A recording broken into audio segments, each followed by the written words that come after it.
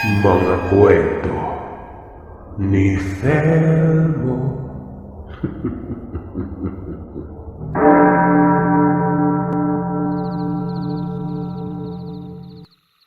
Isang mapagpalang araw, Sir Seth.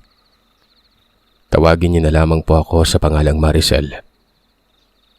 Hindi ko inaasaan na habang nakikinig ako ng kwento sa platform na ito. Lalapit sa akin ng Tatay Danyo ko at magbabahagi ng karanasan niya. Nagulat talaga ako nun kasi nga, para sa akin itong mga naririnig kong kwento, gawa lang talaga ng malilikot at malawak na kaisipan. Pero hindi. Totoo pa lang talaga. Itong kwento ng Tatay Danyo ay nangyari sa lugar nila noon, sa may Trinidad, Bohol. Para mas maganda, rekta tayo sa pangalang Danyo. Huling mga taon ito ng dekada 70. Sa mga panahong yon ay nasa 12 pa lamang umano ang edad ni Danyo. Napaka-strikto ng kanyang tatay na si Tatay Entoy. Araw-araw na lamang siyang pinaalalahanan na kesyo wag daw aabot doon sa may maliit na lawa sa ilalim ng punong akasya. Nakakarating kasi siya doon kasama ang kalarong si Bimbo. Malawak ang lugar, mababa ang mga damo, hanggang tuhod lang. May mga saging pero panaka-naka. May iilan ding mga ipil na kung saan naman nakapalibot ito sa lawa. Pero ang nagiging payong para lumilimang lugar, itong akasya. Hindi niya alam kung bakit sinisita siya. Wala naman silang ginagawa doon maliban na lamang sa pamimingwit.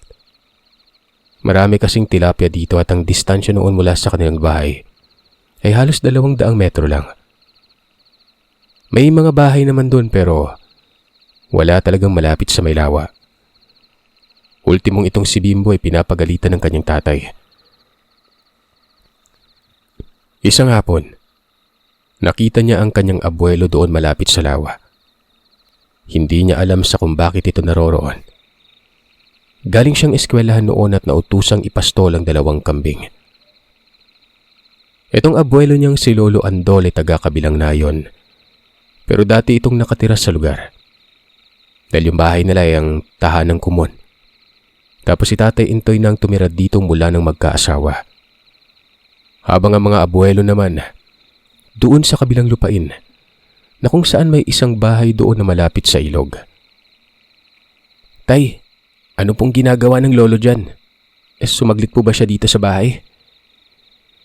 Nasa likod lang ng bahay si Danyo. Habang ang tatay niya naman noon ay nagtataga ng saging para ipakain sa kanilang baka. Nandito yan kanina. May tinitingnan siguro dun sa lawa. Huwag mo nang pansinin yan. Tapusin mo na yung trabaho at nang makapagmerienda ka. Teka, ang aga mo namang nakauwi. May meeting po yung mga guro. Ewan, sa pagkakarinig ko may estudyante daw na nawawala nung isang gabi pa daw. Estudyante? Siguro naman alam mo na ang dahilan kung bakit kita sinisita sa lawa o kahit malayo lang sa bahay ha. May aswang na gumagala. Narinig ko lang sa kumpare ko. Agresibo daw yung aswang at dyan daw na mataan ng kumpare ko sa may akasya. Sus, maniwala kayo dyan, tay. Hindi naman totoo yung aswang Yung multo pwede pa pero aswang, naku. Maraming beses na ako naglalakad sa dilim, wala namang aswang. Hayaan mo, maniniwala ka din kapag nakaranas ka na. Pero unahan na kita ha. Huwag mo nang subukan ha. Kasi ang mga aswang, paborito niyan mga bata. Wika ng Tatay Entoy. Wala na nga palang nanay si Entoy. Matagal na itong pumanaw. Pagkapanganak umano sa kanya, doon ito sumakabilang buhay. Bali 3 lamang ang miyembro ng pamilya nila. Si Tatay Entoy, ang Kuya Dexter at Danyo. Ito umanong Kuya Dexter ay parating wala sa bahay. Naroroon sa tindahan ng tiya malapit sa bayan. Bali sa side daw ito ng nanay ni Danyo. Kapatid ng nanay ni Danyo ang may-ari ng tindahang yon. At itong si Dexter ang pinabantay mula nang makapagtapos ng high school. Kada Sabado at Linggo ang uwi nito. Nakatanaw lang si Danyo sa kanyang lolo. Halata umano sa kinikilos na may kung anong tinitingnan sa lawa nun. Tapos may dala pa itong mahabang bagay na parang isang sibat. Inoobserbahan niya. Hindi ito gumagalaw habang hawak ang mahabang bagay. Bali nakaangat daw yun na animoy itatarak sa tubig nun. Ginuyod niya ang mga kambing sa may talahiban. Sinisipat din niya ang kanyang ama. Noong malingat daw si Tatay Intoy, kumaripas ng takbo si Danyo. Dulot ito ng matinding kurisidad na nagtulak para alamin ang ginagawa ng lolo. Nang malapit na daw siya dito, nakatingin lang talaga sa tubig. Doon niya pa napagtanto na parang magsisibat ng isda yon. Pero nang masilayan niyang matanda, pinandilatan siya ng mga mata, tapos pinauwi. Galit yun. Takang-taka syempre ito, gawa ng hindi naman ganito ang kanyang lolo eh. Ba't ka galit, lo? Gusto ko lang naman makita eh. Minsan ka na nga lang umuwi dito tapos galit ka pa. Ano ba kasing ginagawa mo dyan? Diyan ka lang ha. Ako na ang lalapit. Malaki ka na. May inaantabayan ako malaking isda. Malapit ko nang sibatin pero dumating ka naman. Nawala tuloy. Nasa tabi na eh. Naaagulat naman po kayo. Isda lang tapos galit na. Tsaka anong malaking isda dyan, tilapia lang naman ang meron dyan eh. Mga bansot pa na tilapia. Basta, may isda dyan. Mas malaki pa nga sa'yo eh. Malaki tapos kumakain ng tao. Tara na, ihahatid na kita. Sandali nga, pinayagan ka ng tatay mo na magpunta dito. Sa pagkakaalam ko, pinagbabawalan ka daw niya. Tumakas ka na naman ako. Nako, lagot ka. Natigil daw si Lolo Andol sa pagsasalita nang bigla na lang may kung anong malaking tampisaw na nangyari doon sa lawa. Kitang-kita ni Danyo ang pag-alon ng tubig nun. Umitimpay na parang sumabog ang putik sa ilalim. Habang nangyayari naman ito, nakapahigpit ng pagkahawak sa kanya ni Lolo Andol. Tara na, dali, umuwi na tayo, dalian mo. Hinihila siya ng matanda nun. Nakatingin pa ito sa lawa. Nang makarating sa bahay ay nakatitig naman ang kanyang ama sa kanya at galit. Pero hindi siya pinagalitan. Nagmungkahi ang Lolo Andol na pumanik siya sa itaas ng bahay. Pagkasilip niya sa bintana, nag-uusap si Lolo Andol at Tatay Intoy. Habang nag-uusap ito ay sinisipat ang kinaroroonan ng lawa nun. Kapansin-pansin ang pagiging aligaga ng mga mukha ng mga yon. Para bang sobrang sela ng pinag-uusapan nila. Nung umakyat na ng bahay si Tatay Intoy, tinawag siya nito. Doon lang sa beranda. Ang lolo niya ay nasa may ibaba tapos nakatitig sa kanya. Danyo, huling babala ko na ta sa'yo ah. Kapag umulit ka pa baka ikapahamak mo na. Huwag kang lalapit doon ha. Ano ba kasing meron tay? Ba't natatakot kayo sa lawa? Umakyat si Lolo Andol, tumabi sa kanya, at may mga sinabi ito na siyang nagpawindang sa bata nun. Ayon kay Lolo Andol, ang kapatid umano ni Tatay Intoy na lalaki ay namatay dahil sa lawang yon. Yung nanay niya, posibleng may kinalaman din itong lawang ito.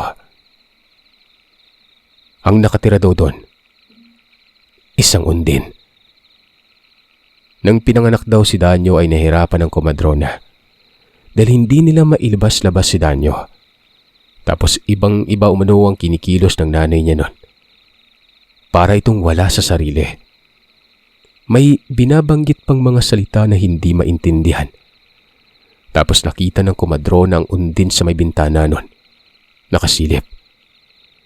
Sumabat naman si Tatay Intoy at ang sabi, totoo ang mga sinabi ni Lolo Andol dahil naroroon daw siya ng pinanganak na si Danyo. Nakita niya rin ang undin pero mabilis na naglaho. Nung maglaho daw ito, doon pa lumabas sa sinapupunan si Danyo. Pero wala nang buhay ang kanyang nanay. May nakatira dyan. Isang aswang sa tubig apo. Ang tawag ng iba berberoka. Pero sa atin lokal, Undin. Nabalitaan mo ba yung nawawalang bata? Naniniwala ako na ang dumukot doon ay ang Undin. Dahil ayon sa nakakita, ang dumukot daw may palong na tao. May palong na parang isda. Kung totoo po yan, Lo, bakit hindi tayo dito sinasaktan? Ganito kasi yan, Apo. Itong bahay na ito, nilagyan ng sumpa noong kumadrona. Yung sumpang yon ay nagmula din sa tiyan ng nanay mo. Yung nakabalot sa'yo. Yun ang inilibing sa bawat kanto ng bahay. Pinagpira-piraso yun. Makakalapit siya dito pero hindi kanya masasaktan. Bata lang naman kasi ang puntirya ng hayop na yan. Nakita mo naman siguro ako kanina sa lawa, ano? May dalang pamain. Dugo na ibinigay sa akin ng kilala kong pagtatrabaho sa punerarya. Dugo ng tao yon. Nagsaboy ako ng konti sa gilid ko. Nakikita ko na siya kanina pero hindi lumabas. Kung alam mo lang sana kung gaano kalalim ang lawang yan, kahit maliit lang ay.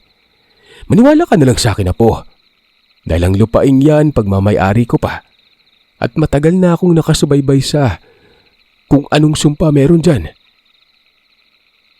Dagdag pa nito, kapag lubog o medyo maitim ang tubig, naririyan umano ang Undin. Pero kapag malinaw, wala. Kanina ay lubog ang tubig. Nakita naman daw yun ni Danyo. Tay, ano kaya yung pwedeng gawin? Hindi naman po maganda kung mananahimik lang tayo. Sa ngayon, Intoy, hanggang sa ngayon wala akong maisip na paraan. Alam mo naman yun, di ba? Kasalanan ko din kasi yun. Dapat hindi ko na lang pinahintulutan yung mga naghukay ng ginto Naniniwala akong patibong ng mga Hapon yan. Siguro kinulong nila dyan ang Undin sa ilalim. Sinabi ko na sa albularyong si Pipito pero maski siya hindi niya magawa ng paraan. Maraming beses nang nagritual dyan, ginawan nga ng harang na orasyon pero nakakalabas. Bukod sa mga natuklasan ni Danyo, lumalawak din umano ang kanyang simpatya patungkol sa nilalang na ito. Sa kabuang pagkakaintindi niya ay matagal na itong nananalasa at ito ay dahil sa nagawang pagkakamali ni Lolo Andol. Nakikinig lang sa pag-uusap si Danyo. Wala naman umanong lawa dyan dati. Malaking bato daw na may bukal. Tapos may mga marka umano ng Hapon. Hinukay daw ito ng mga nagmimina sa inaakalang may nakabaong kayamanan pero ang bumungad umano, isang halimaw. Lahat ng nagmimina maliban na lamang yung nasa ibabaw. Namatay. Hindi na lumitaw pa ng sisiri ng tubig sa butas. Umulan ng umulan, kaya medyo lumawak ng konti ang tubig doon. Tay, iisang guni na lang kaya natin para marami yung tumugis. Hindi pwede. Nasa loob ng lupain ko yan. Paniguradong iisipin ng mga tao na alaga natin yan. Hayaan nyo na ako, Intoy. Ako nang bahala. Mamayang gabi aabangan ko yan. Dati mo pa namang inaabangan yan, Tay, pero hindi lumalabas. May pain ako ngayon. Hindi katulad ng dati. Lumabas na yung kanina dumating naman itong si Danyo. Sabi ni Tatay Intoy. Tutulong na lang umano siya. Hindi naman maipagkakaila umano na napakalakas ng nilalang. 4 na magmimina yung hindi na nakaahon pa. Ibig sabihin lang ay hindi biro ang lakas ng Undin nito. Malapit nang magtakip silim ng mga panahon na yon. Nagkasundo umano si Lolo Andol at Tatay Intoy. Naghanda ang mga ito. Nakamasid lamang si Danyo. Kinakabahan siya noon. Hindi pa niya nakikita ang nilalang pero pakiwari niya ay sobrang pangit talaga nito. Maya-maya ay dumating ang kapatid ni Danyo. Para bang sinadya ng tadhana. Huwebes pa lamang daw kasi yon. Hanggang sa nalaman nila na magbabakasyon palang may-ari ng tindahan tapos huling araw ng Huwebes sa pagtitinda at sa susunod na linggo pang balik. Ano bang nangyari dito, Tay? Ba't parang sobrang balisa ata tong si Bunso? Tsaka kayo abalang-abala. Nak, nananalasan na naman yung Undin dyan. Di ba nga sa loob ng 1 taon, 2 hanggang 3 yung pananalasa niyan? Kahapon nagsimula at may nawala ng isang bata. Ano pong gagawin nyo? Tutugisin? Ako nga, sinubukan kong abangan eh. Maski pa si Lolo, wala namang napala. Lagyan na lang kaya natin ng lason yung tubig dyan. Di ba nga, hindi pa natin nasubukan yon? Oo nga no. Bakit hindi ko ba naisip yon? Ha? Lasunin natin. Tingnan natin kung uubra. Gumawa sila ng laso noon. Maraming bulaklak ng talampunay. May medisina ng mangga. Isang garapon ng cyanide. Nakakasulaso kumano ang amoy nito ng paghaluin ng lahat. Alam na alam ni Danyo sa kung paano inihanda ang lasong ito. Isang balde daw yon. Mantakin yung amoy pa lamang umano nito. Napakasakit na umano sa ilong at nakakahilo. Mga bandang 8:00 ng gabi. Umalis na sila.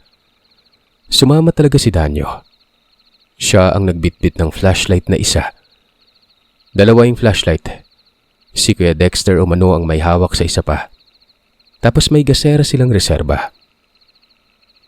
Noong makarating sa lawa, lubog umano ang tubig o yung tipong malabo.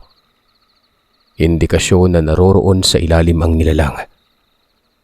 Nasa pagitan si Dano noon ng pananabik at matinding pangamba.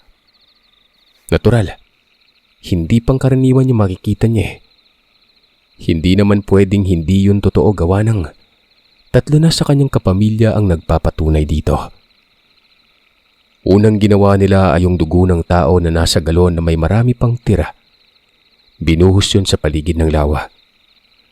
Napakabantot umano ng amoy na parabang singaw sa imbornal. Sinindihan ng gasera. Nagliwanag ang lugar. Ultimong yung akasya ay kitang-kita na. Nandyan siya. Naririyan. Parang lalabas ah. Wika ni Lolo. Si Danyo noon ay nasa gilid ng kanyang Kuya Dexter. Abot langit ang kaba. Ayaw niyang lumayo sa kapatid. Ilang mga sandali lang ay umalon umano ang tubig. Kasunod noon ang paglitaw ng iba't ibang gamit. May damit, suklay, bag, mga maliliit na tipak ng kahoy. Hanggang sa may lumutang umano. Labi ng isang bata. Nanlaki ang kanilang mga mata noon. Burot na ang tiyan. Wala nang mga paa. Tapos yung panga ay baklas. Mas lalo pa umanong bumaho ang lugar noon. Sabi ni Tatay Intoy, kung hindi siya nagkakamali, eto na yung nawawalang bata. Ang yabang ng undin. Kala siguro natitinag ako sa kanya. Ipinakita pa ang mga gamit na alam kong galing sa mga nabiktima niya. Parang kolektor ah. May souvenir pa. Ibuhos niyo yung lason. Binuhos ni Kuya Dexter ang lason. Yung mga tilapia doon noon ilang mga sandali lang ay nagsilutangan na. Ang iba ay gumilid at parabang hilong-hilo. Ultimong hipon sa tubig tabang ay lumitaw. Tapos may talangka din noon. Pumatong si Danyo sa isang nakausling bato. Malabo ang tubig pero may napapansin siyang maitim na bagay na gumagalaw. Malaki umano ito. Nagpapalipat-lipat daw yon. Hanggang sa may lumitaw na doon sa ugat ng akasya. Nanlaki ang mga mata ni Danyo. Dahil lang nakikita niya ay ubod ng pangit na nilalang. Kalahati lang sa katawan ang nagpakita pero malaki. Parang 2 tao ang lapad ng katawan nun. Si Lolo Andol ay mabilis na tinungo at sinibat yon. Nadaplisan lang. Madulas umano ang nilalang. Umahon ng umahon ito at doonan nakita ni Danyo ang kabuang postura. Nakakakilabot umano. Nakakawindang. Higit pa sa nakakapanindig balahibo. Ang mga paa, maninipis pero maskulado. Yung ulo, may palong. Yung tipo bang parang hunyango. Ang lalaki ng kamay, mas malaki ito kumpara sa mga paa. Tapos may buntot umano na animoy bayawak. Gumapang paakyat ng puno ito ng akasya. Naririnig ni Danyo ang kakaibang tinig nito na para bang hilik ng kabayo pero paus yun. Sinibat ulit ito ni Lolo Andol pero hindi ito tinamaan. Si Kuya Dexter tinaga ng itak ang buntot pero ganun din. Nakakailag lamang daw ito. Hanggang sa lumundag na sa lupa tapos sinunggaban daw si Lolo Andol. Napakalakas ng pagkakasunggab. Tumilapon ang matanda at hindi nakabangon kaagad. Nagmumura si Tatay Intoy. Malaki umano ang pinagbago ng nilalang. Hindi naman daw ito ganoon kalaki dati. Pero ngayon dambuhala na. Pinalibutan ni Tatay Intoy at Kuya Dexter ito. Pero hindi man lang makitaan ng natitinag. Nakangisi pa ito tapos humahagikik ng tawa. Bumubuka-buka ang bibig niya. Pero hindi maintindihan ang boses na lumalabas noon. Maya-maya'y tumakbo ito. Napakabilis. Hindi nila naabutan. Naglaho ito kaagad. Paano yan, Tay? Hindi ko alam, Dexter. Pero babalik yun. Dito yun nakatira. Ay ko, hindi na babalik yun, Intoy. May laso ng tubig eh. Sundan natin kung saang direksyon. Sa tingin ko, Tay, wala din tayong laban doon. Kung susumahin, kaya tayong patay nun ora mismo eh. Nakita mo naman siguro kung gaano kalaki, di ba? Tapos malakas. Basta, sundan natin. Dexter, si Danyo'y ihatid mo sa bahay. Mauuna na kami ng tatay mo. Matapos lang noon ay sinundan na ang Undin pero nagkakatitigan lang daw si Kuya Dexter at Danyo. Sabi ni Danyo ay hindi daw siya uuwi nun. Sasama daw siya kahit saan magpunta. Siya, sige. Tara, bunso, takbo. Sunod tayo. Nagtatatakbo sila nun. Walang matinong pinatutunguhan. Hinahagilap lamang nila ang nilalang. Patungo pa ito sa ilog. Batid ni Lolo Andol na baka lilipat sa ilog at kapag nangyari yun ay mas malawak umano ang magiging tirahan nito. Na siya namang magiging madali ang pagbiktima ng mga tao. Eto na naman. Palpak na naman. Kasalanan ko ulit ito. Hindi man lang namatay sa lason. Hanggang sa nakarating sila sa ilog. Dito ay may putikan na may mga bakas ng Undin.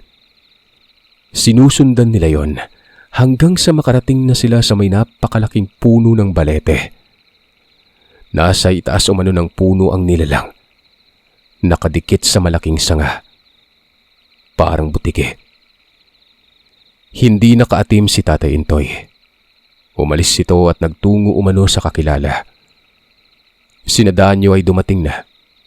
Tinititigan lamang nila ang nilalang habang tinatamaan ito ng ilaw mula sa flashlight. Maya-maya, may mga taong dumating. Kasama ni Tatay Intoy. 5, puro lalaki. Isa sa mga ito ay kilala ni Danyo. Walang iba, kung hindi ang albularyo sa lugar na si Mang Pipito. Sus Maria, ito na ba yung nasa may Akasya, Andol? Pagkalaki niya na. Bakit nakalabas? Matagal nang nakakalabas yan, Pipito. Siyang dumukot sa mga nawawalang bata. Pakiusap sa inyo dyan ng kasamang dumating, huwag itong makakarating sa iba. Ah. Kung pwede atin lang, magkakagulo at katatakutan to. Naririto kayo para tumulong, hindi para tumingin lang, di ba? O siya, sige. Huwag nating hayaan na makatalon sa may tubig. Umalis ang dalawa sa mga kasamang dumating. Pagkabalik umano ng mga yon ay may dala ng lambat. Pamo ang lambat na ito. Hindi tangse ang ginamit kung hindi malalaking sinulid. Matibay at ginagamit ito sa malakihang panagatan. Hinarangan nila ang daan patungong ilog. Ilang distansya lang kasi ilog na. Sa kabilang parte ay masukal na katunggan o bakawan. Matapos maisaayos ang lambat ay dito na pinagbabatuang nilalang. May umaakyat pa noon at sinusundot ng lawiswis ng kawayan. Matulis ng dulo. Pumapalag ang nilalang pero nakangisi ito na parang pinaglalaruan ng mga tao noon. Kitang-kita ito ni Danyo at habang nangyayari yon, nagsisiga naman si Mang Pipito sa ibaba. Naglagay ito ng maraming kahoy para sumiklab ang apoy kahit maputik. Itong mga binitawang paalala ni Lolo Andoy ay para bang walang silbi. Gawa ng ilang mga sandali. May nagsidatingan pa. At ang nag-aya sa mga ito ay yung dalawang kumuha ng lambat. Nadagdagan sila ng 4. Walang nagawa si Lolo Andol. Nag-aalala ito hindi dahil sa idudulot na katatakutan, kundi dahil sa pagkubli nila sa nakatagong nilalang sa may lawa, na siya namang dahilan para pagbintangan sila ng baka alaga nila ito. Posible nga namang mangyari yon. Baka palayasin sila sa lugar. Pero sa mga puntong yun ay wala pa sila sa estadong ganon. Inuna ang kasalukuyan at talagang itutumba ang nilalang na ito. Si Danyo ay nasa tabi lamang ng kanyang Kuya Dexter. Maya-maya'y lumundag ang undin. Pinagtulungan nila itong tagain. Kahit sobrang laki pero nakikipagpatayan ng mga tao. Katuwang doon sila Tatay Intoy at Lolo Andol. Atras sa bante ang naging labanan. Kapag nakakapatama ay umaatras sa mga ito. Itong nilalang ay ipit na para bang hindi alam ang gagawin. Sinibat ito sa likod pero hindi man lang inalintana yon. Kahit pa may mga sugat na, pero tila ba baliwala at walang pandama. Nakadali ng ilan sa mga tao. Napilayan ng mga ito. Tapos may nasakmal. Ang laki ng sugat sa dibdib. Ipabor nyo sa lambat. Kapag nahuli, wag na tagain. Ipitin na lang. Sigaw ni Mang Pipito. Paulit-ulit na mungkahi ito ni Mang Pipito pero wala man lang nakikinig sa kanya. Maya-maya'y nalambat o mano ang nilalang. Nagwawala ito at hindi makagalaw ng maayos. Dinaganan at walang habas ng pinagtataga sa ulo. Pero ang hindi nila inaasahan, pati ang lambat ay natatamaan na ng itak nun kung kaya naman napunit at nakawala ang nilalang na ito. Dumiretso ito sa may tubig. Lumusong at mabilis naglaho. Nagkasigawan, nagtalo at nagsisihan kung bakit nagkaganon. Patay na sana. Dapat hindi pinatamaan ng lambat. Galit na galit si Lolo Andol. Ultimong yung albularyo ay walang mapaglagyan ng inis niya. Ang problema nga lang dito sa nilalang ay may silik at kayang huminga sa tubig nun. Hindi talaga magiging madali ang susunod na pagtugis. Nahirapan na nga sila kahit pabor na pabor kanina eh. Paano pa kaya umano na nasa ilog na ito? Nasobrahan lang kayo sa kapusukan. Ayan, nakawala. Wala din kasing nakikinig. Kanina pa ako nagsisisigaw na wag na tagain sa lambat, itinaga niyo pa. Sabi ni Mang Pipito. Walang hiya. Paano na to? Palpak na naman. Madami na nga tayo nakatakas pa. Sigaw naman ni Lolo Andol. May sumabat na isa sa mga tao doon. Bakit daw kasi may ganung nilalang at saan daw ito nakatira? Parang aswang sa tubig daw yon. Wala nang nagawa si Lolo Andol kung hindi ang aminin na lamang na doon ito nananahan sa may lawa. Matagal nang binabantayan. Matagal nang inaabangan para patayin kasi nga marami na rin itong nadaling mga bata. Bakit hindi man lang pinaalam sa mga tao? Bakit walang nakarating sa amin na may peligro doon? Dapat sinabi nyo. Kasalanan ko. Buntong nyo sa akin ang galit nyo dahil kasalanan ko. Ikinubli ko ang lahat. Nababahala kasi ako at baka magdulot ng katatakutan sa lugar. Akala ko kaya ko lang patayin pero mahirap pala. Pasensya na.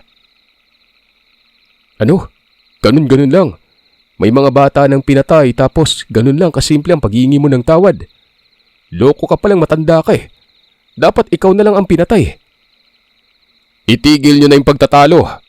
Wala tayong mapapala dyan. Huwag magsisyan. Ginagawa ni Andol ng paraan. Alam niyo bang ito ang dahilan sa pagkamatay ng kanyang panganay na anak? Maging itong asawa ni Intoy, yun din ang dahilan. Sa tingin niyo ba madali para sa kanilang pamilya ito? Ako din ang nagpayo noon sa kanya na wag nang ipagsabi sa iba kasi nga ang mga taong makakaalam, hindi mapigilang usisain ang lugar para sa isang patunay. O ngayon, anong mangyari kapag ginawa yun ng isang tao? May mamamatay at mamamatay pa rin. Magtulungan na lang tayo. Walang uuwi hanggat hindi nahuhuli yon. Sino ang may bangka? Namarkahan ko siya kaya huwag kayong mag-alala. Naroroon lamang ito sa loob ng bakawan. Nahihirapan kasi may tama na. Sige na, kilos na tayo. Yung sugatan wag nang sumama. Mungkahi ng matandang albularyo. Tila ba nabuhayan ng loob sila noon? May pag-asa pa pala. Parang asong binato ang grupo at nagsipulasan ng mga ito. Kanya-kanya nang hanap ng bangka. Nang dekwat umano si Tatay Intoy noon ng nakatabing bangka noon. Binuhat lang. Mga 4 na bangka ang nagamit. Ginalugad nila ang kabakawan. Yung ilog noon ay malaki at malawak. Kapag mataas kasi ang tubig dagat pati yung tumataas noon. Ang unahan nito, palaisdaan na. Madagdag ko lang Sir Seth, na itong si Mang Pipito. Tatay ito ng isang albularyo na nasa kwento na pinamagatang binatang taga-Kamigin na taga-tugis ng aswang. Yung albularyong dating sundalo, yun ang anak ni Mang Pipito. Nalaman ko ito dahil din kay Tatay Danyo o Danyo. Bueno, yun na nga. Hinalughog nila ang lugar. Nakatawid na sila ng ilog.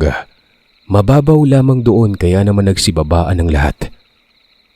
Nagtatampisaw sa tubig. Kanya-kanyang dalang ilaw. Tapos ay kasama pa rin si Danyo. Wala naman siyang silbi doon pero kung hindi dahil sa kanya ay hindi natin maririnig yung kwentong ito, di ba? Nasubaybayan niya lahat eh.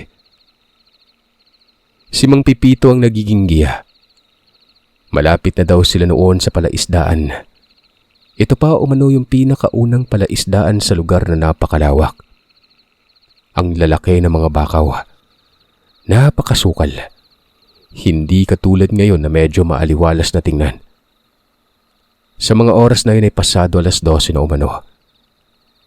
Naririnig ni Danyo na may nagsisigawan sa kabilang parte kung saan sila nanggaling. Para bang ito na ay mga may-ari ng bangka. O hindi naman kaya kapamilya ng mga taong sumama para tugisin ang halimaw. Yung mga sugatan. Baka nakapagsumbong yun sa mga nangyari nung umuwi na. Nandito siya. Ramdam ko. Huwag kumpiyansa. Nasa mababaw na tubig lang at paniguradong nakalublob yan. Napakaingat ng pagkilos nila noon. Napakatahimik. Tubig lang ang binabantayan. Mababaw ang tubig pero napakalabo. Maputik kasi doon. Hanggang sa may gumalaw umano na tubig at ang nakakita nito ay isa sa mga kasama nila. Tinuro yon, umaalon palayo. Dito ay nagmungkahi si Mang Pipito na palibutan. May lambat silang dala. Yun pa ding lambat na ginamit nila. May parte namang maayos pa, para bang manguhuli lamang ng isda. Nilatagan ng lambat tapos sinihila ito patungo sa tabi. Si Danyo ay nakabuntot sa kanyang kuya Dexter patungo sa may pilapil. Danyo, huwag kang tatapak sa tubig sa oras na may mangyari ah. Dito, dali, sumunod ka sa akin. Sindihan mo yung gasera, dun sa may pilapil. Kuya, bakit ba ang kunat ng undin? Kanina habang pinagtatataga nyo, hindi ko man nang nakitang nasaktan. Nakangisi lang. Hindi ko masasagot yan. Tsaka bakit ka ba nagtatanong ng ganyan ako? Nahati yung atensyon ko, sumama ka pa kasi. Sige na, dalian mo. Nang makarating daw sa may pilapil, mabilis na sinindihan ulit ang gasera. Dito ay nakita ni Danyo ang nilalang. Nakalublob sa tubig. Hanggang sa linundagan daw ito ng isang tao noon. Kitang-kita ni Danyo sa kung paano natilapo ng taong ito. Sumabit ito sa bakaw. Bali ang isang kamay. Nagsiatrasan sila. Si Tatay Intoy ay umakyat sa bakaw para ibaba yung sumabit. Maya-maya'y lumitaw ang nilalang. At dito ay nagulat na gulat silang lahat dahil naglaho umano ang mga tinamong pinsala nito sa katawan. Makintab, hindi duguan. Yung kamay na may malaking sugat wala na. Walang hiya, may sa pagkadyablo tong nilalang na to. Huwag mo nang susugad. Nagbalik lang ang lakas niya. Mapapahama kapag sumugod. Yung lambat, iharang. Mungkahi ni Lolo Andol. Walang ano-anong nilambat nilang undin. Nakuha nila ito pero sa mga puntong yun ay hindi na nila pinagtatataga. Hinila ng hinila ito hanggang sa makarating umano sa may pilapil. Doon mismo sa kung saan nakapatong si Danyo. Maya-maya may dumating na tao nun. 3. Sabi ng isa sa mga ito, tutulong daw sila. Nalaman nilang may tinutugis na aswang nang dumating daw ang mga kaanak na sugatan na galing sa pagbubuno. Sandali, aswang ba yan? Parang isda . Sabi aswang daw. Undin yan, at yan ang dumukot sa mga batang nawawala.